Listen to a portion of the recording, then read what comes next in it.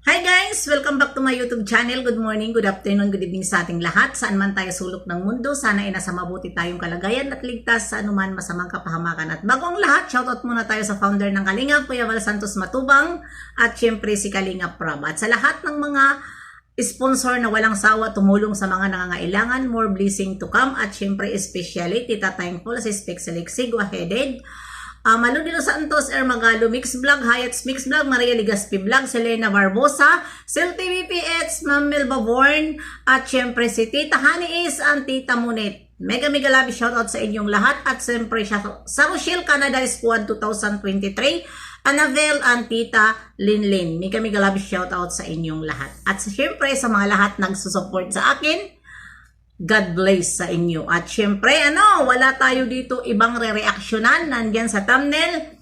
At ito nga, shoutout sa iyo, Ma'am Lydia. Salamat sa pag-comment mo dito sa aking reaction video patungkol sa nanguhusga dito kay Kalingap Ido, na ito nga pinagchichismisan ng mga lover group na ito si Ido ay budol. At mayroon din nag-comment sa akin doon nga patungkol sa 14K at ayon, lalaman nyo doon sa aking reaction kahapon. At ito na nga nag-comment na si Ma'am Lydia sa upload ko dahil hindi kami magkaibigan ni Ma'am Lydia at doon niya idinaan sa comment section. At ngayon, mga potragis kayo, mga e-lover group dyan, babasahin ko ang comment ni Ma'am Lydia dahil ito po, si Ma'am Lydia ay legit po ito. Hindi po ito si Ma'am Lydia na nagpapanggap lang na siya yung nag-comment na yan. At gusto nga niya na mag-usap kami sa personal. At ayun na nga, hindi man kami magkaibigan at hindi pa niya alam ang aking messenger at hindi ko rin alam ang kanyang messenger. At dito ko na lang babasahin sa inyo mga kananay para mapahiya itong mga e-lover group kung ano ba yung pinagngingit-ngit nila kay Ido. Ayan. Ang nasabi dito ni Ma'am Lydia, Madam Banat Bagsik, good morning. Ako po ay si Lydia Navida. Navida of San Francisco, California. Sponsor ni Ido at Erica noon pero hindi ko iniwan si Ido. Sponsor pa ako hanggang ngayon. Never nagbudol si Ido. Si Ido pumunta ako ng dait, gusto ko lang mamit. Sila gusto malaman ang katotohanan, nakakausap ko sila. Nakausap ko sila at sinabi ni Ido na malabo na at si Erica. Sabi niya may kanya-kanya silang buhay. Ganon ang nangyari. Sumama na ako kay Ido. Nag-food feeding kami para ma-advise celebration ng birthday niya. Dalawang barangay ang pinuntahan namin. Ayan. Pinuntahan namin. Ayan, ang pinuntahan namin ang kanyang mga beneficiaries niya ay nagbigay ng tulong at ayuda kahit nasa bundok. Pinuntahan namin 4 days ako sa dait. Pinasyalan ko rin si Kuya Val at nagpaabot ng pagmamahal. Pinakabait, marespeto na tao, makwento. Kinuwin tako na para ko siyang anak si Erica. At ayan ang sponsor na nag-comment dito sa aking tawag nito, dito sa aking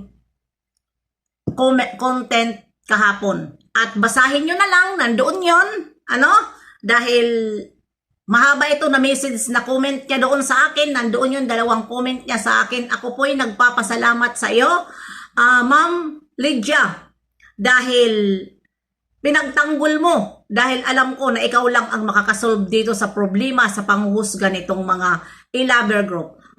Kayo mga Ilaber Group, si Ma'am Lydia ang tumulong, ha? Sa kay Erica. Pero ano ang sinabi nyo? Ha? Ano ang sinabi nyo? Walang ambag si Ma'am Lydia. Nandoon kasi sa cellphone ko ang mga kasi mahaba ito, dalawang ano ito niya, dalawang comment niya dito sa akin, sa aking upload ko kahapon. Mahaba ang comment niya sa akin.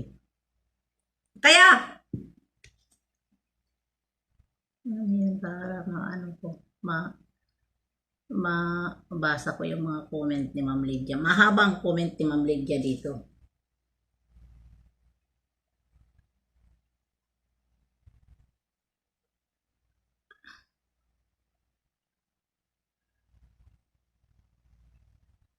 Ayan.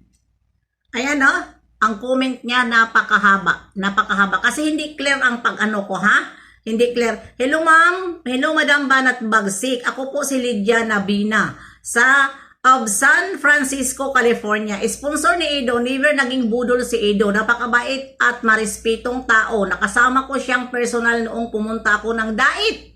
Ha? Mga putragits kayo. Ang budol ay si Erica at me.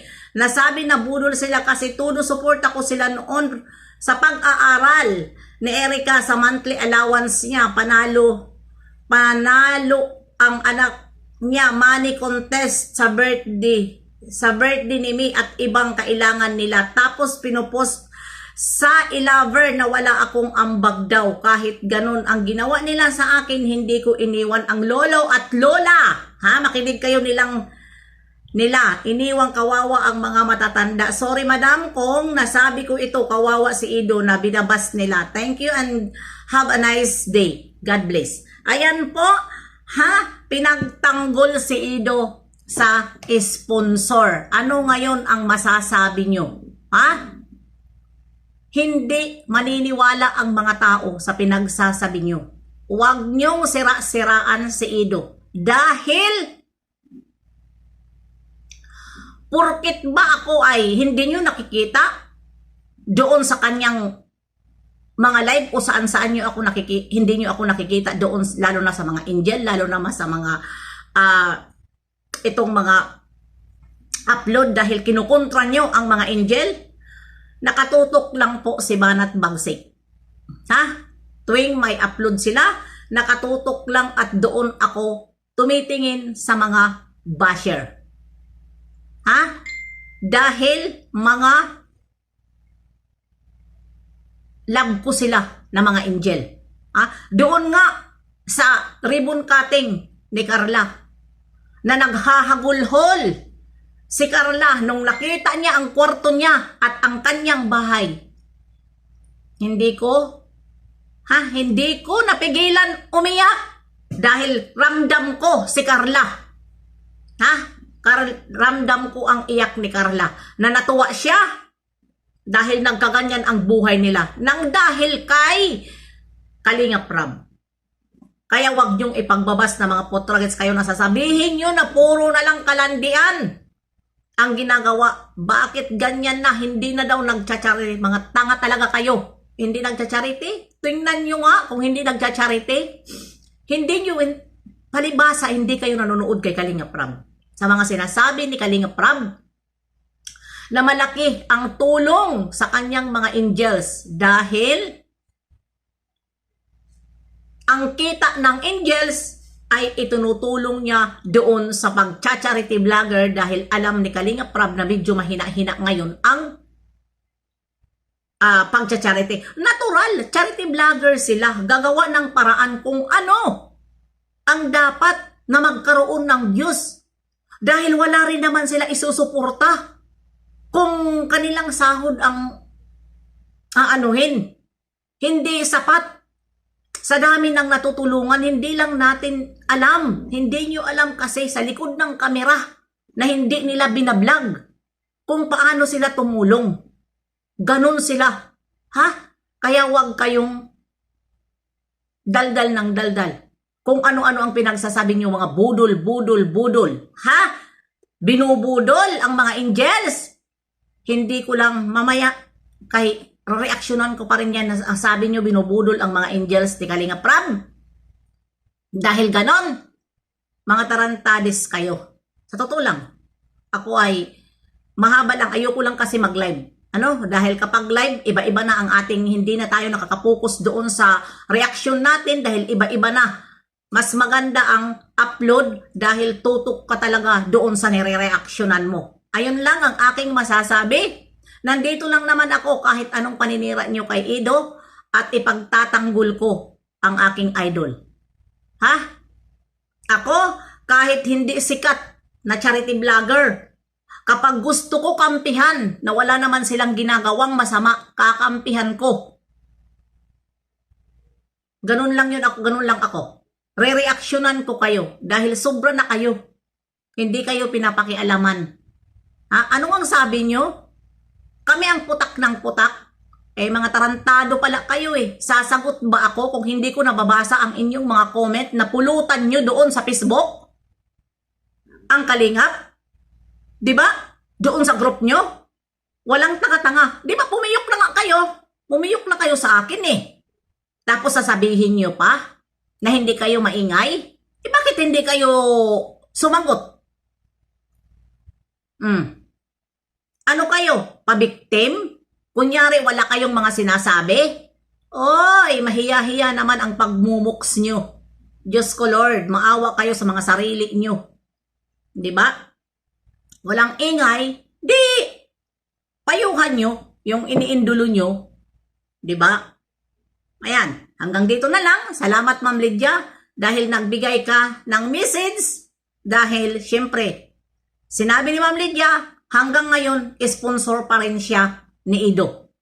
At hindi niya pinabayaan si Lolo at Lola ni Erica. Bye-bye! See you next live and upload. God bless sa ating lahat. Mama!